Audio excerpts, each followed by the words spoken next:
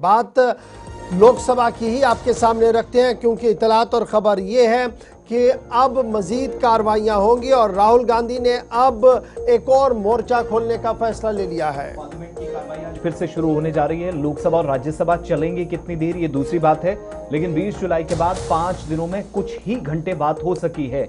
फिर सैटरडे और संडे छुट्टी का दिन गुजरा। कुल मिलाकर आप देखिएगा, आज पार्लियामेंट की जब दोबारा से संसद की कार्रवाई शुरू होगी तो प्रोटेस्ट, पेपर लीक का मामला, राम मंदिर में चंदा चोरी का मामला, बहस होती रही, कई तरह के तर्क और दलीलें देने की कोशिश की गई, लेकिन शोर शराबा, हंगामा जबरदस्त हुआ।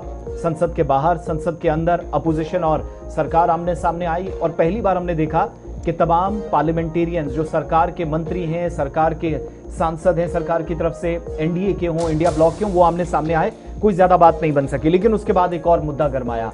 जब धर्मेंद्र प्रधान ने इस्तीफा दिया तो पैलेट गन विक्टिम्स को सामने लाकर राहुल गांधी ने प्रेस कॉन्फ्रेंस की। कल उन्होंने पत्र गृह मंत्री अमित शाह को भी लिखा है, उस पर एक इन्वेस्टिगेशन सामने आई है, थोड़ी देर में वो भी लिखेंगे, लेकिन वो बताएंगे आपको। लेकिन 20 तारीख को इस कार्रवाई को ऐवान के अंदर, पार्लियामेंट को के अंदर अब आज संसद में उठाने की तैयारी कांग्रेस की तरफ से की गई है। दूसरी बड़ी बात यह है कि आज भी 4-5 दिन जैसे देखे हैं, शायद वो जो पैटर्न हमने देखा उसको फॉलो होते हुए देखें, लेकिन आज ही सरकार पेपर लीक मामले पर एक बिल ला रही है जो सख्त कानून का प्रावधान और 1 करोड़ रुपए तक जुर्माने का प्रावधान रखता है। जरा इस पर और बात करेंगे, लेकिन साथ साथ जो लोग प्रदर्शन के दौरान प्रभावित हुए, जिन पर पैलेट गन्स लगे, उस पर भी अभी तक इन्वेस्टिगेशन चल रही है आरएफ की। उसमें एक बड़ा खुलासा हुआ है, उस पर थोड़ी देर में आपके पास चलेंगे। कुणाल गोस्वामी हमारे सहयोगी हमारे साथ न्यूज रूम से जुड़े हैं। Kunal, thank you so much join करने के लिए।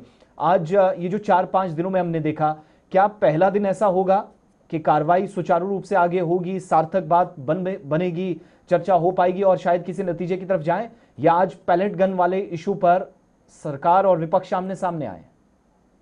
आज का दिन काफी महत्वपूर्ण है, क्योंकि लगातार हमने 20 से 25 तारीख तक, जब तक लोकसभा राज्यसभा चली, हमने एक ही चीज देखी। कांग्रेस के राष्ट्रीय अध्यक्ष मल्लिकार्जुन खड़गे के मुंह से वो ये था कि पहले धर्मेंद्र प्रधान का इस्तीफा हो, उसके बाद नीट के पेपर लीक मामले पर हम विस्तार से चर्चा करेंगे। आप जो पब्लिक एग्जामिनेशन प्रिवेंशन एक्ट 2024 में अमेंडमेंट लेकर आ रहे हैं, तो आज सरकार ने स्पष्ट कर दिया है कि भाई आज उसका पूरा का पूरा कॉन्सेंट्रेशन दोनों तरफ है। एक तरफ वो सदन में ये पब्लिक एग्जामिनेशन प्रिवेंशन एक्ट 2024 में संशोधन लेकर आ रहे हैं, दूसरी तरफ उन्होंने संसद के बाहर जो स्पेशल टास्क का ऐलान कर दिया, जिसकी तमाम डिटेल आप लोग साझा करते नजर आए कि इंफोसिस के जो चेयरमैन हैं वो उसको लीड करते हुए नजर आएंगे। उसमें इसरो के लोग भी होंगे, उसमें आईबी के पूर्व अधिकारी भी होंगे। कुल मिलाकर काफी महत्वपूर्ण है। अब सरकार की रणनीति आज सबसे ज्यादा महत्वपूर्ण है, क्योंकि सरकार ने अपने सदन के अंदर युवा ब्रिगेड को आगे कर दिया। जी हां, ये इस वक्त की सबसे महत्वपूर्ण बड़ी खबर है। आज लोकसभा में जब ये पूरा bill doctor Jitendra Singh introduce करते नजर आएंगे तो उस पर 8 से 10 घंटे चर्चा होने जा रही है और यहां पर नेतृत्व संभालते नजर आएंगे लोकसभा के अंदर सबसे युवा चेहरे। जी हां, लिस्ट सामने आ चुकी है। भारतीय जनता पार्टी से बांसुरी स्वराज, इसके अलावा तेजस्वी सूर्या एनडीए का तरफ से पक्ष रखते बीजेपी की तरफ से नजर आएंगे, एनसीपीआई की तरफ से हम सयानी घोष को और साथ ही साथ हम देखेंगे मिताली बाग को बात करते हुए देखेंगे, टीडीपी की तरफ से श्री कृष्ण देवरयालू को यहां पर हम बात करते हुए देखेंगे, जेडीयू से लल्लन सिंह को बात करते देखेंगे, हम देखेंगे शिवसेना की तरफ से श्रीकांत शिंदे को देखेंगे हम, और साथ ही साथ अपना दल से अनुप्रिया पटेल को, और रामविलास लोजपा से हम देखेंगे अरुण भारती को। ये तमाम ऐसे चेहरे हैं जो युवा चेहरे हैं, लोकसभा में युवाओं का नेतृत्व करते हुए नजर आते हैं, जो मुख्य रूप से 8 से 10 घंटे चर्चा करेंगे।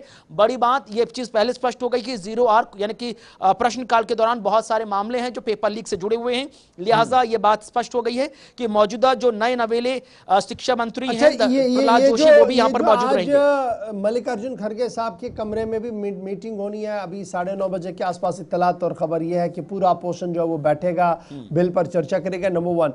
नंबर 2 बड़ा इंपॉर्टेंट यह है कि बिल एजुकेशन रिफॉर्म्स को लेकर है। प्राइम मिनिस्टर साहब एजुकेशन रिफॉर्म्स को लेकर टास्क फोर्स बना रहे हैं, लेकिन डॉक्टर जितेंद्र साहब बिल को पेश कर रहे हैं।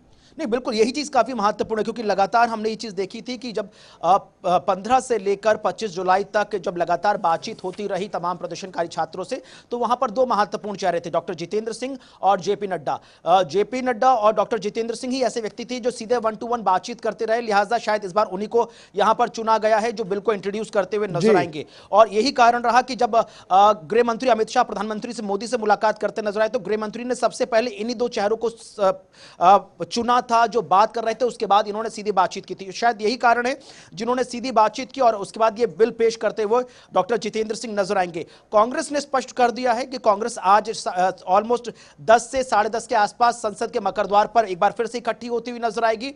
जो बात आसिफ रशीद कहते हुए नजर आए थे, पैलेट गन का इस्तेमाल और साथ ही साथ पुलिस के ऊपर जो बर्बरता की कार्रवाई को लेकर आज लोकसभा और हाईकोर्ट और सुप्रीम कोर्ट दोनों ही जगह पर याचिकाएं लंबित हैं और वहां पर भी 1 से 2 बजे के आसपास सुनवाई शुरू होने जा रही है। यानी कुल मिलाकर कोर्ट्स हो, संसद के बाहर हो, संसद के अंदर हो, आपको आज का बहुत सारा दिन पूरा पॉलिटिकल खबरों से हसन भरा नजर रहेगा। बहुत शुक्रिया कुणाल गोस्वामी, हमारे नेशनल एडिटर इस वक्त हमारे साथ न्यूज रूम से ज्वाइन कर चुके थे और अपडेट कर रहे थे।